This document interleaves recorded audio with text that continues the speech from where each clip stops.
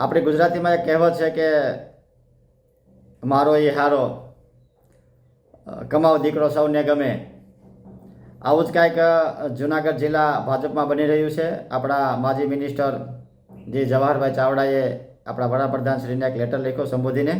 તેમાં જુનાગઢ જિલ્લા ભાજપ પ્રમુખ કિરીટ પટેલને સંબોધીને નામજોગ એવો ખુલાસો કર્યો, લેટર લખ્યો એની વિરુદ્ધમાં કે ભાઈ આપણે જે નિયમ છે કે એક વ્યક્તિ એક હોદ્દો, 3 વર્ષનો હોદ્દો, આવા બધા જે નિયમ રાખ્યા છે એ ખરેખર ક્યાં સુધી આ નેતાઓએ નેવે મૂકી દીધા છે.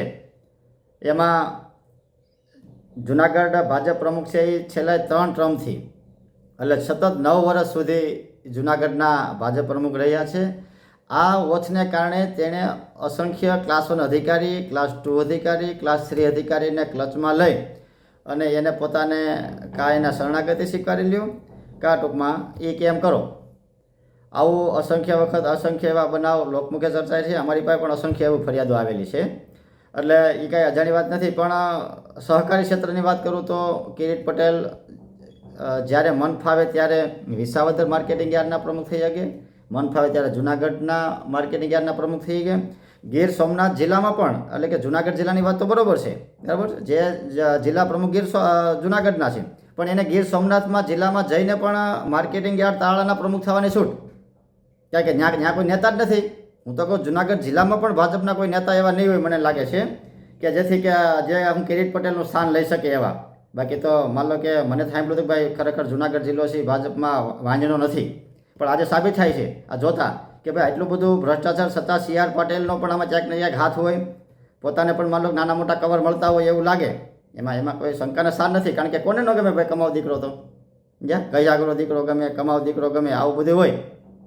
એટલે ભ્રષ્ટાચાર પર સરબસીમાય છે. અસંખ્ય એવી 250થી 300 મંડળીઓ, સહકારી મંડળીઓ બોગસ છે.